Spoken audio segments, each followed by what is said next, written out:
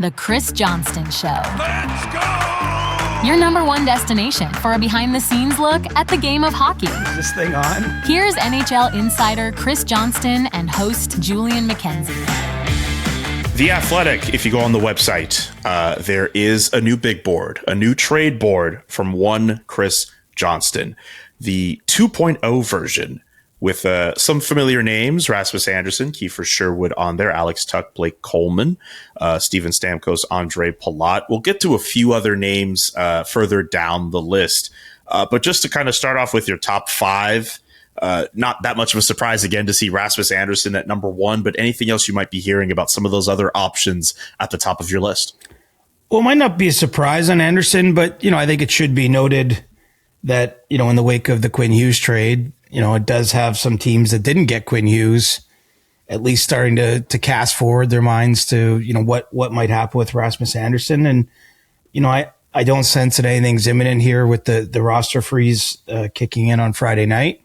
But I do think early in the new year, the Flames, will probably start being in some of those discussions with or where they're going with their players, whether it is an Andersson who's a pending UFA. Obviously, Blake Coleman has one more year beyond this season, and he's pretty high up on the board because, I know there's a fair amount of interest there. And, we'll open the Nazem Kadri door. He's a little lower down on the current list, mostly because of the fact of what the Flames have said publicly. Don Maloney mentioning that they'd like more Nazem Kadris than getting rid of one. But, I wonder how long Nazem himself is on board with a team that, is probably not presenting itself to win a cup in the lifetime of his deal as he kind of gets deeper and further into his career. So, I think the Flames definitely, if we're going to pull themes off this board, it's not just the players in the order they're listed. It's sort of what the teams are trying to accomplish. And so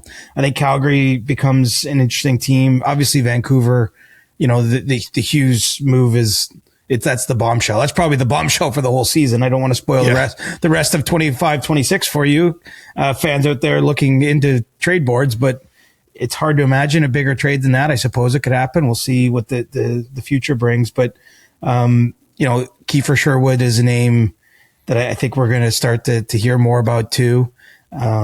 Certainly I think an easier player for the Canucks to trade. I mean, what everyone's wondering about Vancouver, Julian, is how deep do they go now? I mean, it's one thing to talk about, Kiefer Sherwood, even an Evander Kane who's low down on this trade board, but do they get into the Jake DeBrusks, or do they consider moving a Connor Garland? I mean, even Thatcher Demko. I mean, look, the Canucks have reeled off 2 wins since that big Quinn Hughes blockbuster. Well, guess what the common denominator is? Thatcher Demko returned from injury, and he's been in goal for both those, including a shutout at Madison Square Garden in that win over the Rangers on Tuesday. So, I don't have full clarity on that, and I think we have to sort of still let some of the dust settle. But, clearly the Canucks have started to use that R word finally.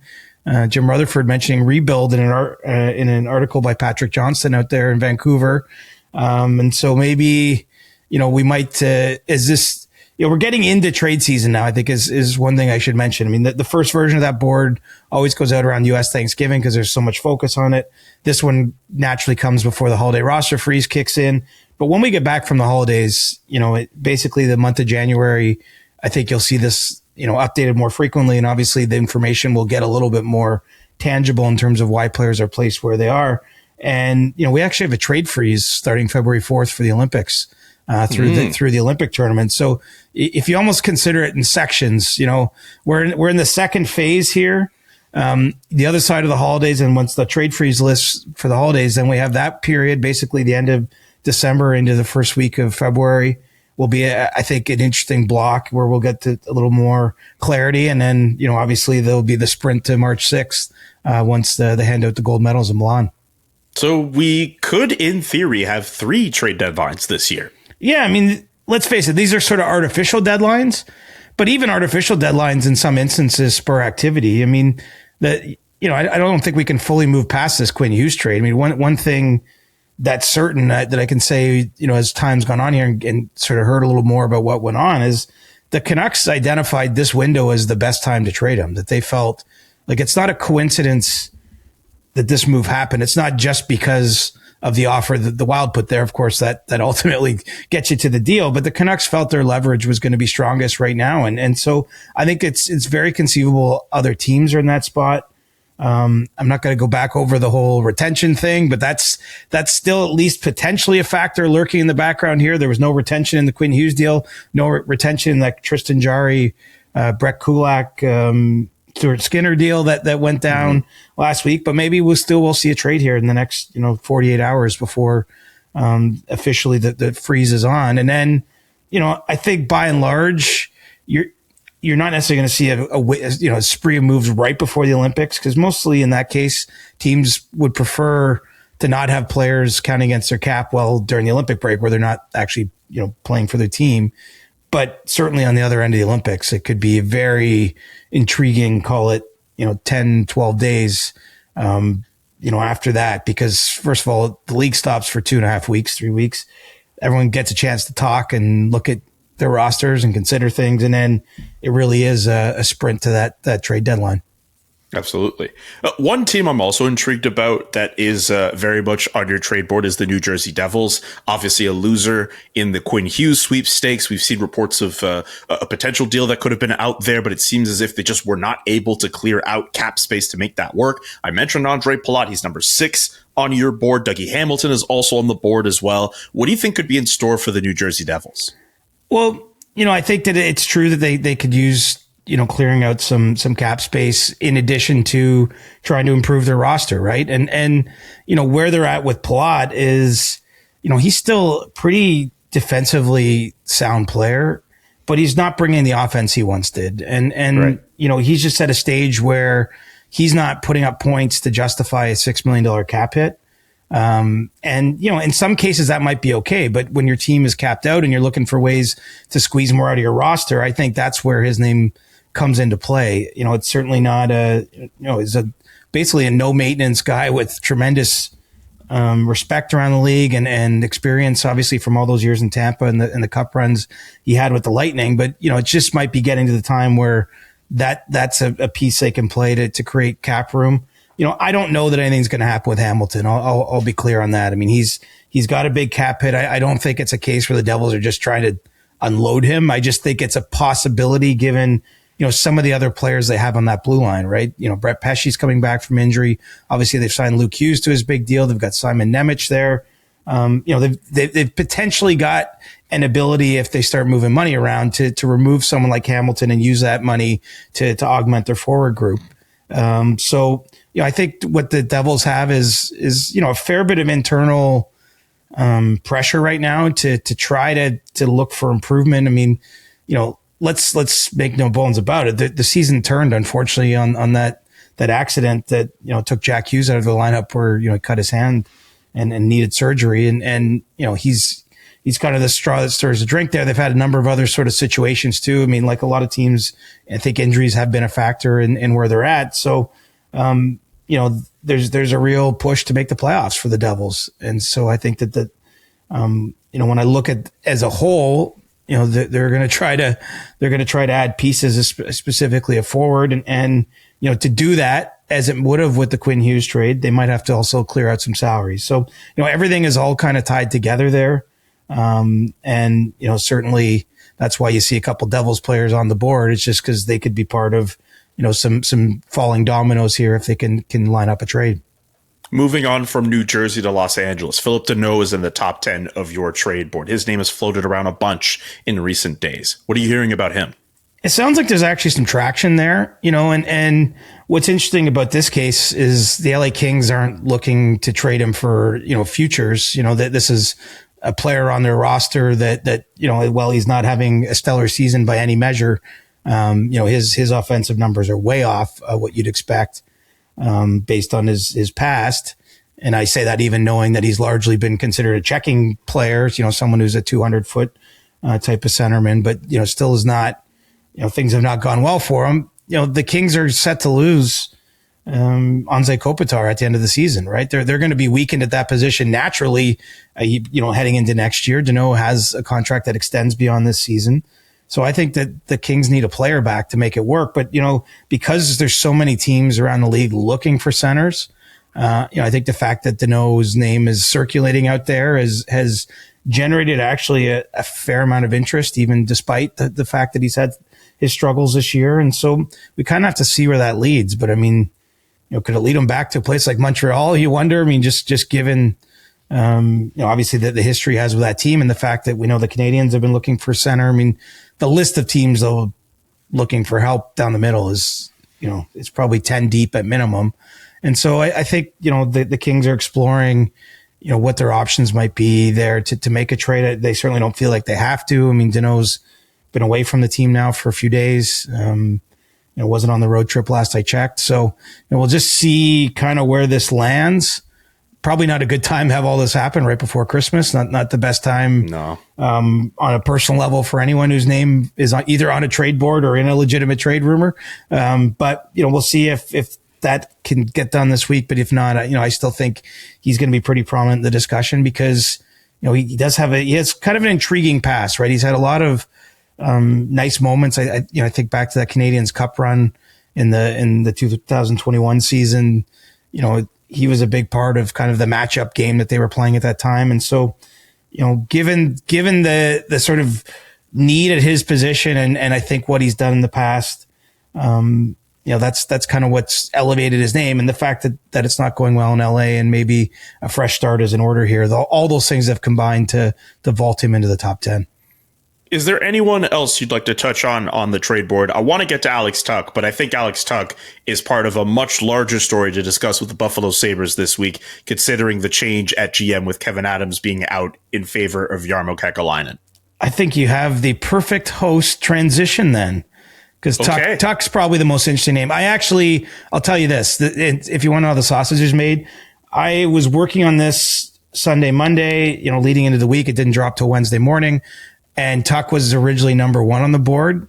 And I actually just knocked him down a few spots because of the way Jarmo Kekalainen, handled the question about Tuch, at his introductory press conference in Buffalo.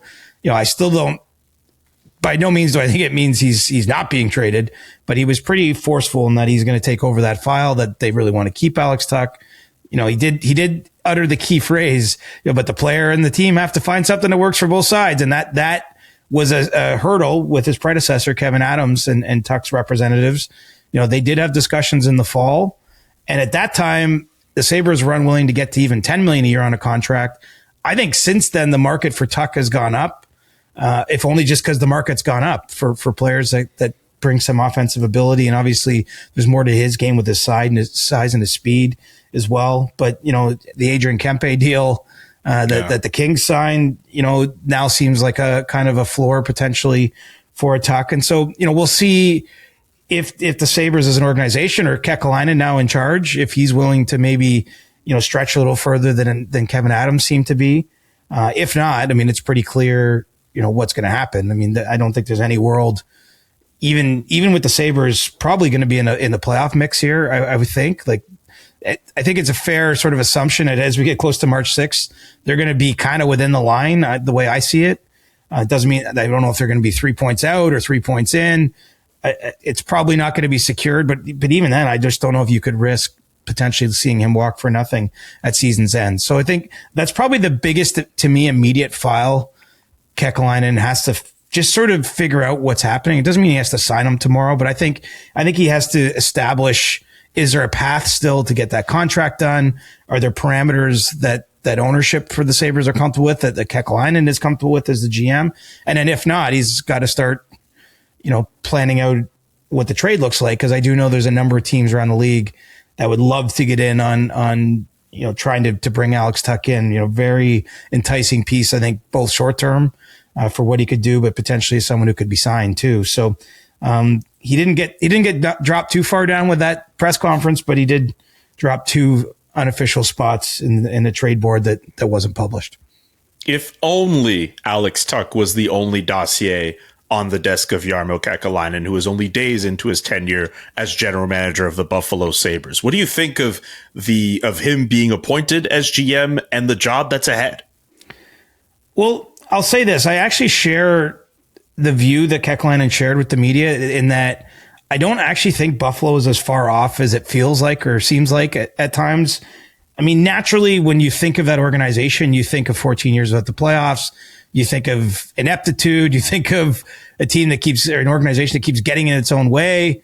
And so, I understand that it's hard to separate the fact that, the current reality might be divorced from, what's been before.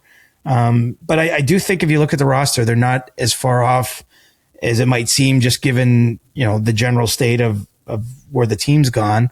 I think Jarmo Kekalainen's a strong hire for the Sabres. And it's funny, I met some pushback on this, some places that I've talked to people. Just, I suppose you might look broadly and just say, what did the Columbus Blue Jackets ever do with Jarmo Kekalainen? But I think, context matters. When I was doing the front office survey, there was one very experienced person in the league who works for a team. And I asked this person, hey, do you want to rank the top 5 front offices? He's like, how could I possibly do that? He's like, each individual, he's like, it to only judge them just on, like, say, results like wins or championships or playoff series victories. He's like, you got to understand that each ownership group has its own thing that needs to be managed by the general manager. There's an office culture. There's varying types of front offices. There's budgets, right? Not every team spends as much. Just forget on the salary cap stuff that we can measure.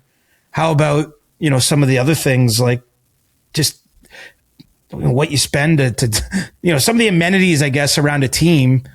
One of the things we heard talked about in Vancouver, for example, I'm jumping around a bit here, but okay. What's dogged that organization is they don't have a practice rink, right? So that might be an impediment to bringing players in. I'm just saying as an example. And I don't think it's really the GM's fault, because the GM's job isn't to build out that kind of infrastructure. Long way of saying, the team that Kekalainen had in Columbus, or the teams over many years, that was not a top spending team in the league. It's obviously not a sexy free agent destination, as I don't think Buffalo is, although it might be a little bit more. There's certainly more players in the NHL from sort of Western New York, from that part of the world, that might be inclined to want to come home or play close to home. I think in Columbus, he might be overlooked how many big swings Jarmo Kekalainen took. I think all the way back to, he had a young star in Ryan Johansson. It wasn't working out. He made a big trade there, right? That was a Seth Jones deal. He acquired Artemi Panarin from Chicago. We could go down to even that one year where they kind of went all in. Remember, he got Matt Duchene and made some other kind of aggressive moves, and that team got in the playoffs and actually won the first playoff series in Blue Jackets history. Against Tampa of all teams. Yeah, like an all-time... An all-time series win. Exactly. And it was a sweep of all things. I guess what I'm saying is I think that Kekalainen has some maybe overlooked strengths, because people just go, well, he was only in Columbus and maybe you're not you, Julian. I just mean, some people might not be looking at the record like for what it is. To me, he's going to be better the second time around, because he will have learned something. He was there over a decade in Columbus. Universally respected man, very thoughtful guy, smart guy, analytical guy. I think he's very good at reading people.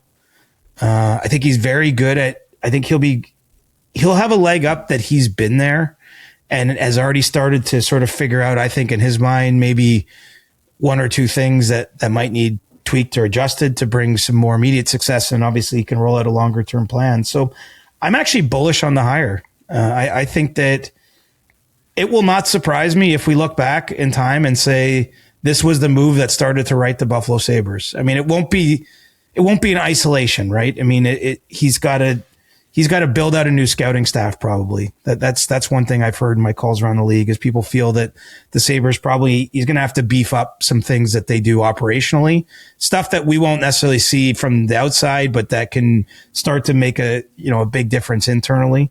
And I just think with the track record of being unafraid to swing for the fences, I think that's needed, honestly. The organization feels in some ways like it was operated on its back foot. Now, I know we could point to the Jack Eichel trade, for example. Kevin Adams did trade Eichel. But if you remember, that was all because the Sabres doctors didn't agree with the type of surgery Eichel wanted. Like, it wasn't really done proactively. It was done because they were in that situation. It's to me, I think that there's actually, this could be the dawn of a new day. This could be the start of something. I'll be very curious to see what they do on the coaching front. Lindy Ruff's 66, an absolute staple in that organization. You can't rule anything out. It's not that I'm predicting he's fired or anything, but maybe he's reshuffled in some way. Maybe he moves into, might not be till this summer too. He's under contract through the end of this year as the head coach. But, there's some big decisions there for Kekalainen, but I think there's also a path to the playoffs. I mean, we're looking at a Eastern Conference that's still reasonably wide open, might be overstating it, but there's runway there for Buffalo. There's not a lot of ground to play with, like a lot of teams. I'm thinking like the Leafs and, others, like they've sort of squandered points early in the season. So now they need to play pretty sharp hockey from here on out. But, I think all of a sudden to me it's like, wow, this is a team to watch, because I don't think he's going to come in gently. That's just my sense. If there's a world where Lindy Ruff gets reshuffled into another part of the organization and the Buffalo Sabres need a new head coach, does this open the door for John Tortorella, who once upon a time had Jarmo Kekalainen as his general manager? Once upon a time was also Sabres assistant coach, I believe, way back when. I don't know. Yeah. I honestly, I got to be clear. I don't know. I've seen people sort of knocking at that, and it's a fair thing to bring up. Look, hockey people tend to hire other people they've had success with, that they have trust in. John Tortorella has a track record of getting results, particularly of underperforming teams, particularly teams that have defensive warts, which I still think is an issue. Big picture in Buffalo is, not nearly, structured enough to kind of eke through what they're trying to do to get back to the playoffs. I couldn't rule it out, but I'm not sure. I think that you could just as easily say might be time to go with someone a little younger, a little fresher, some new ideas. Like, I don't know where he's going to land on that. That's why I quite honestly, I'm going to be careful I say this. I don't know that you're going to see that change right away. Like, I think Jarmo Kekalainen spoke pretty well of Lindy Ruff, I thought, at his initial press conference. I think you just let it go. And as long as you think things are working, maybe that's a decision for the summer. We'll see what other candidates are out there, that type of thing. But, I think if there's one area maybe Kekalainen hasn't always measured up is hiring the right coach. I think it's been maybe one of the small blots on his resume, I would say. But, I do think also he does a lot well. He's got I think he'll start to put a feeling of a culture in place, which is a word. It's like such a buzzword. It almost loses meaning in sports. But you watch a team, I'll just go back to my Blue Jays. Like, you watch a team like that, you can tell that they built something there, right? Like, there was a true love and kind of a way they went to work together, a way they conducted business, a way they held each other accountable, and look how far they got. I think that for whatever reason hasn't always happened in Buffalo. Quite honestly, some of it, like, I'm not going to sit here and say that was all Kevin Adams' fault. I don't think they put the right people around Kevin Adams. Like, he was a first-time GM with very little front office experience to none. And, until last May, didn't even have someone like a senior advisor around. I mean, you look at the Florida Panthers, it's not just Bill Zito, who's the GM of the team, or even, some of the younger people he has, like Roberto Luongo or Gregory Campbell, that obviously he leans on. He's got Sonny Maeda, who's one of the, founding people of analytics, but he's also got Rick Dudley around and Les Jackson, like guys who were GMs a long time ago that are at least part of decision-making for the Panthers. Like he's got a lot of experienced people to bounce ideas off of. And I'd say based on championships won, Florida Panthers are doing it as well as anyone right now. And so you contrast that to what's gone on in Buffalo.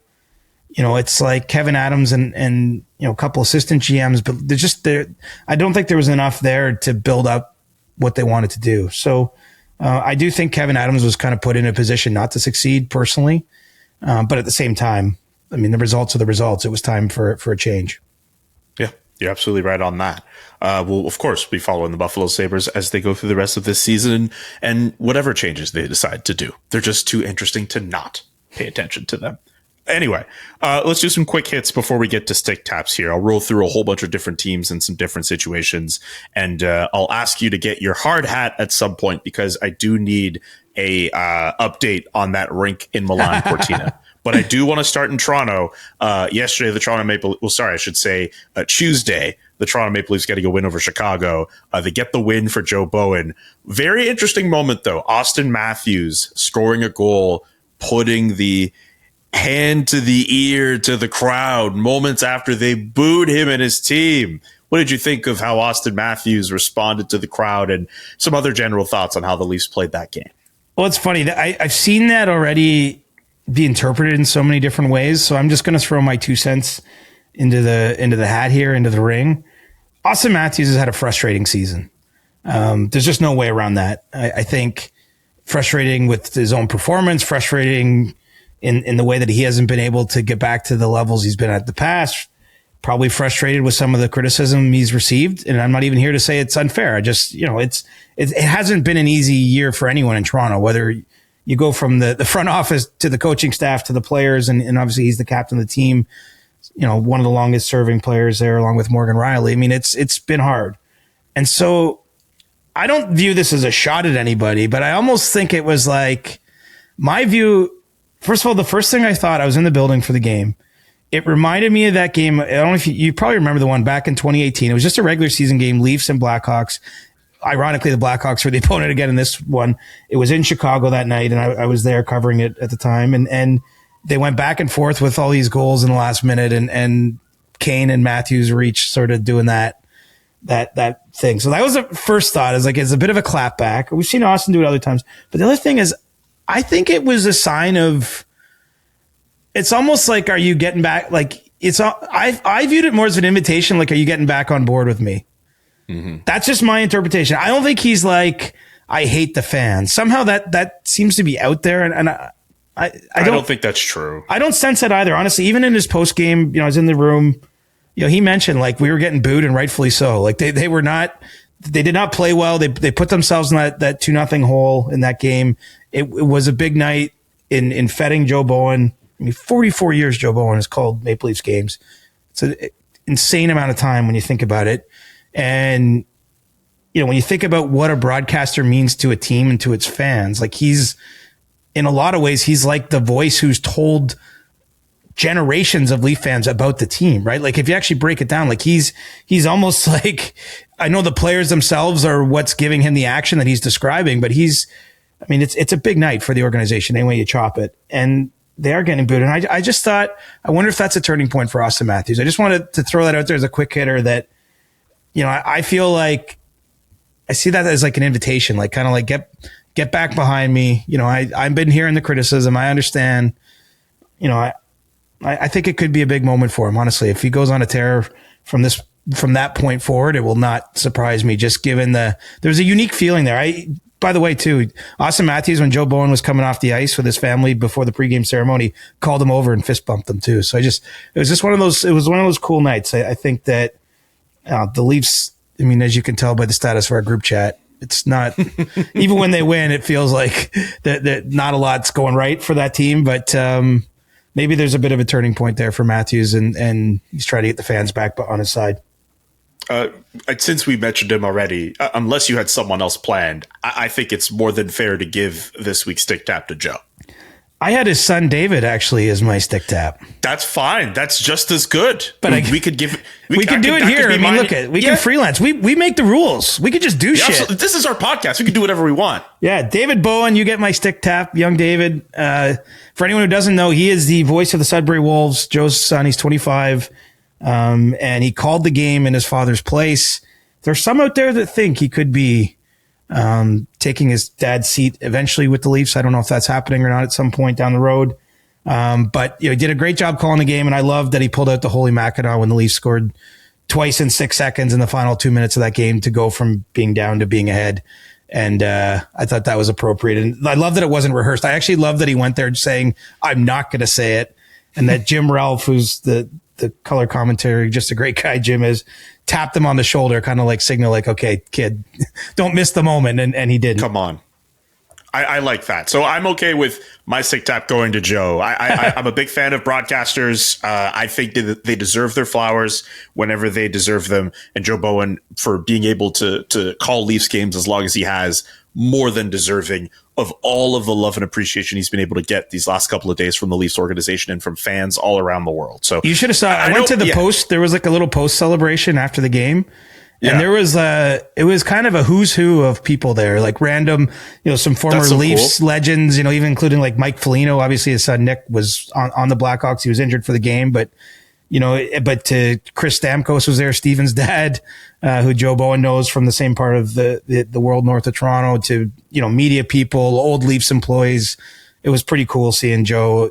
Like I can't even imagine what it must be like for Joe to just be that sort of go through that many different honors, so to speak, and like have to be making speeches and everything. I mean, he seemed to be in his glory, but he's probably going to be looking forward to Thursday's game when he could just get back to work, get in the booth, and do what he does normally, because it was probably a little too much. Well, middle of the show stick taps. Sometimes it happens. It was probably worthwhile to do it while we had that opportunity. So I'm glad we were able to get that in. Let's go to Montreal, where Sam Montembeault earlier this week sent down to the American Hockey League for a conditioning stint. We know for him through this point of the year, not off to a great time with the Montreal Canadiens. This was a guy who was the number 3 goaltender for Canada at the Four Nations tournament earlier this year. I don't think he's going to make Team Canada for the Olympics in February. It's not looking good for that. How did we get here for Sam Montembeault? And what do you think about the fact that the Canadiens are now left with Jacob Fowler and Jakub Dobeš in goal? Pretty stunning turn. I think for the way you framed it is perfectly. Like this time last year, he's getting named as the 3rd goalie. And 12 months down the road, he has to consent to this. I think that's an interesting part of how this works for anyone not familiar. I mean, he hasn't been playing much in the NHL because of his struggles. Obviously, they had called up Jacob Fowler here in the last week or two. And so starts were not going to be in front of him. And he consented to going down to Laval to basically get a reset on his game, obviously work with the coaching staff, off ice, everything to try to recalibrate and then actually play AHL games. You don't see this happen a lot with someone as established as Montembeault has been. I think it's one of those things. It really, we all know he's been struggling, but I think it takes it to another level. Do you know what I mean? Like it almost makes it official. Like, hey, this isn't something he's just going to work his way out of normally. I mean, he's battling for a job, and I think the Canadiens obviously are battling for a playoff spot. Like it seems like basically everyone else in the league is. But where this conversation goes next, depending on how Montembeault rebounds, is we might be talking about, are they going to make a trade for a goalie? Like I think that all that is a possibility on the other side of Christmas, on the other side of whatever is there for Montembeault. And so, it's been really puzzling year. But if you go to, goals saved above expected seems to be a stat that's sort of the underlying publicly available numbers for goalies. I mean, he's among the lowest in the league this season.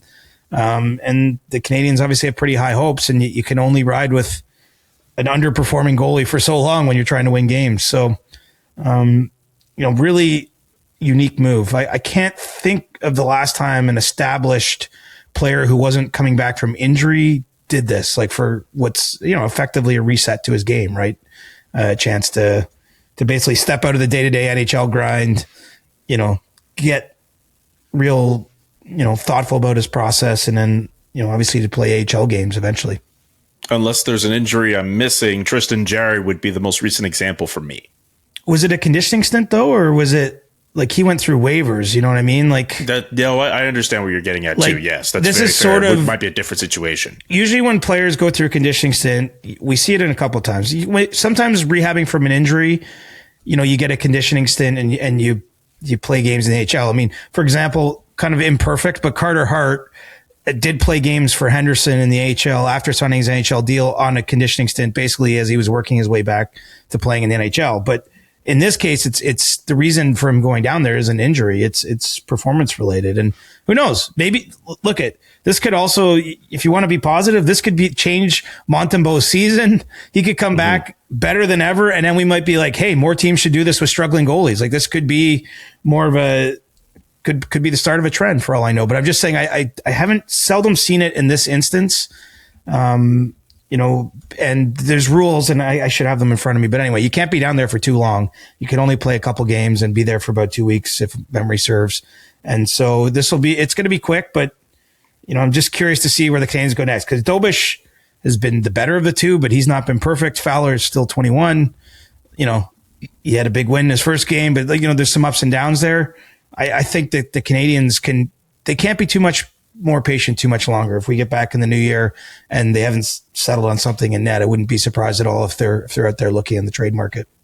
Yeah, I think Jerry was sent, maybe, I don't know if it happened twice on waivers, but there was definitely a conditioning stint of some sort near the beginning of last season. And then later on that year, he was again placed on waivers. So yeah, that's the quick Googles, but there definitely was that. He would be the goaltender that stands out to me, unless you're looking at Connor Ingram, who was signed and then immediately sent to the American Hockey League. No, I think Jari, you're right. Jari's the one. And look, it didn't obviously take immediately for him because he did end up on waivers after that, but he did go down to the American Hockey League and has bounced back to the point where he's now brought back surplus value in a trade with Edmonton. And he's got a couple wins under his belt already with the Oilers. So, I mean, the future doesn't, there's a path back for Montembeault here, but this has to be a pretty humbling reset for him. By the way, how weird was it seeing Jerry go against Skinner earlier this week? Pittsburgh, Edmonton playing against each other, and they're both wearing their helmets of their former teams. That was really weird. Yeah, I mean, it's the first time in NHL history goalies traded for each other have played their former team in the first week after the trade. So, absolutely insane. Literally has never happened. Obviously, the masks, you can't get them painted overnight, so you're wearing the old mask. And then I thought the weirdest of all, too, is Leon Draisaitl gets that 1,000th point right beside the net. All the Oilers pour out. These guys were teammates with Stuart Skinner 3-4 days ago, and he's there sort of cleaning his crease, trying to mind his own business, when literally he would have been in the middle of that pile had that happened a week earlier. I mean, just the whole thing must be weird, but I think it might be good to just get that game out of the way if you're Skinner. Rip the Band-Aid off. This is still a big year for him. He's still a UFA. I think he's got a great chance in Pittsburgh, and, tough night, but new beginnings now. All right, hard hat time. Give us the latest on what's going on with the Milan Cortina rink in advance of the hockey tournament scheduled to take place at the Olympics in February. Well, as of this December 18th, there's still no ice in the main rink. That doesn't sound good to me. It is the biggest, I will say it is the biggest single cause of concern. There's numerous things that have to be done, but it's more typically the ice gets made and tested, prior to what this tournament's going to be. So, but I'm not going to be negative about it. The organizers are still feeling positive, still on track, apparently, for the test event there, January 9th, 10th, and 11th. And what I was told is there are currently 2,000 workers working around the clock on getting this rink ready. So it has gone into overdrive, the push to get it finished, which, I think should be expected. Definitely happens with other Olympic venues in the past. The reason we've talked so much about this needs to be underlined is because it hasn't happened in hockey, at least not since Turin Olympics in 2006. And we didn't have a podcast back then. So, but what I can tell you as someone who was on the ground boots in Sochi, yes, there was parts of that Olympic Village they were finishing right up to the last minute, but the hockey arena had been opened a year beforehand and had held numerous venues, and they were confident in the ice and all those types of things. Same confidence doesn't exist today, but let's be optimistic things go well, because I think we both want to see Olympic hockey. Don't think it's bad to admit that. No, I believe if you were to look at all the different podcasts who advocate for best on best, we'd be right at the forefront that we've been calling for that for quite some time. Yeah. I mean, I was going to say soccer's World Cup might challenge it, but hockey's best on best is pretty close to the best on best, I think. I mean, if you want to get into that, I mean, the World Cup of soccer, but it's but the World Cup of soccer is somewhat hype too. And it's the fact the whole world. It's hype. It's it's the most viewed sport on the planet. Right. But I don't find best on best men's basketball all that compelling myself. It's usually US. I know a few European nations have gotten stronger, but I don't know. It doesn't have a lot of the. You're right. The Americans do end up near the top, and if it's not them, we've seen Spain and Argentina and a few other European and maybe South American nations step up, but it's typically the Americans who are expected to medal, and they usually do. And I will watch the World Baseball Classic. I'm not hating on these events, but I still think hockey's best on best is better than that. And there's probably lots of sports. But wouldn't you argue too for hockey best on best, particularly on the men's side? Like we've seen a lot of Canada, US, like Canada, Sweden. We got that one year, but like we haven't had a lot of variety on that either. That's fair, but I just think it goes beyond just those games. Like I think at the best, there's something special. So anyway, you're right. Hockey's my favorite sport. So yeah, I'm going to argue for the sport I love the most. I mean, at the end of the day, like I am immensely biased in this discussion. Anyway, it's a long way of saying. But also, as like, much as we're giving some of these sobering updates, I'm not doing it with joy. I'm not sitting here cheering for the Olympics not to happen. I just wanted to be clear about the intent. I just think, look, there's like status calls happening every day on this stuff. Like we're getting down to crunch time, and there's still no ice there. That's the update. But 2,000 people working around the clock right now. Yes.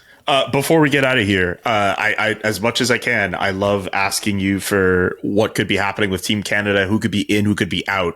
One guy who we've talked about on this show, and I think every week he does something to solidify whatever place he could hold on that team is Macklin Celebrini. That spin around a goal he scored against the Flames earlier this week.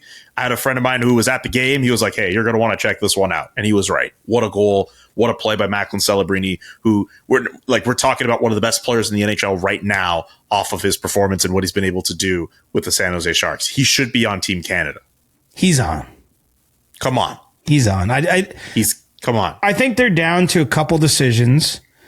It could be 5, as many as 5, depending who you believe. I don't even think it's 5 myself, but someone told me 5. I could see it being more like 3 decisions, basically 1 at each position. This is how it breaks down. Tom Wilson is on Team Canada. Okay. So Tom Wilson is going to be there. I think there's a debate internally. If you have Tom Wilson, can you still bring Sam Bennett, who was at the Four Nations tournament, who obviously just won the Conn Smythe Trophy? Doesn't mean he's off, but I think there's that debate. And then if it's not Bennett, who are you bringing? Are we talking then Horvat? Are we talking a Nick Suzuki kind of as, a bottom of the forward roster type of player? Does Seth Jarvis get his name back in there after being at Four Nations? I think some of that is still TBD. So I think they're playing around there, but I would be stunned. Floored if Macklin Celebrini isn't already, there's no discussion left. I think that's how good he's been. I think he fills a need for Canada on the left wing. I think he could play with the best players in the team, or he could play lower down in the lineup and still be trusted. And I mean, he's been in on 50.5% of San Jose's goals this year. He's got a Hart Trophy case building, especially if the Sharks can stay in this playoff race. So, I think he's going. Bedard, it's going to be tougher. I do believe, this injury, while it's not a serious injury, you just don't know how does even that time off going to affect him when he's back. He was already in tough. I'm certainly not saying he's off, but he's, I feel bad for him because I actually think when we're talking about controlling everything you can control, he took care of his side of business here. But missing these games until the new year, he's probably in a spot where if there's injuries, and I think we should expect injuries for every country, the way we're seeing players go down. Maybe he's in a spot to come in as a replacement, but I don't know if he makes the initial roster. The blue line's kind of interesting. It hasn't been talked about as much, but Thomas Harley was out injured in Dallas. He was part of the Four Nations team, of course. I think there's still some debate. Are you bringing Thomas Harley? Are you bringing Matthew Schaefer? Is 18 too young? Maybe Evan Bouchard, could be back in the mix. I think that there's definitely a feeling that Bouchard has come on with his game here of late. And I would have told you 3 weeks or a month ago, I didn't think, it just didn't seem like things were trending in a positive direction for him. But I think they're still sort of locking in on a spot there. And then, with goaltending, reasonably certain you got Logan Thompson. Still believe Jordan Binnington, despite his struggles, will be there. Wow. Who's the third player? It could be Darcy Kemper, who's just gone down with an injury. Doesn't sound serious in LA. Does McKenzie Blackwood get in the mix? I know there's been some talk about Scott Wedgwood, but I think that there's probably one goaltending spot open for those 3 guys. So that's where I see the discussion right now. Team's got to be in less than 2 weeks, Julian. Crazy. They're announcing on the 31st. And I believe they pretty much got the thing nailed down, other than two caveats. There's games every night, so injuries could change the complexion of things. And then, they're probably, with the goaltending especially, why not just wait and see? You got to be sure that you're comfortable with who you got, because let's face it, Canadian goaltending, Canada won after the Four Nations, but the questions about Canada's goaltenders didn't really go away for too long. No. Are you a big New Year's Eve guy, by the way? I mean, with the roster announcement coming, that's something to look forward to on December 31st. It's amateur night. I do not need an occasion to pop champagne. Did you say that's amateur night? Yeah. Did I hear that wrong? You didn't know. You heard it right. I've always thought New Year's Eve is amateur night. I feel like it's like the night people give them permission to like go have a party. I'm like, to me, I'm not saying go party every night, but you don't need to put a date on the calendar. Like if you give me the right people or the right circumstances, I could do that on a Tuesday. It doesn't need to be December 31st. Okay. Well, I love that answer. And as someone who has had a beverage or a few with you, I understand where you're coming from exactly. Put it this way, no plans this year. I will be at home that night, but I'm doing a little getaway December 29th and 30th. So like maybe I'll celebrate more on the 29th and 30th, and the 31st I'll just be all buttoned down in bed at 9:30. All right. Well, you have a lot of reason to celebrate in 2026, sir. You too, pal. All right. Anyways, thank you to everyone who tapped in for today's edition of the Chris Johnston Show. We'll be back early next week with a brand new episode. Get your questions in for Ask CJ, because during the holidays, we may tackle them in an entire episode. So now is the time to get in any question you want for one Chris Johnston. It could be an NHL question, could be about your favorite team, could be anything you'd like. Now's the time to ask questions for Chris Johnston. You can send them to us on X, on Discord, wherever you feel you can get your questions in for Ask CJ. CJ, great work as always. I'll talk to you next week. The Chris Johnston Show. Follow Chris on Twitter @ReporterChris and follow Julian @JKA McKenzie. The Chris Johnston Show.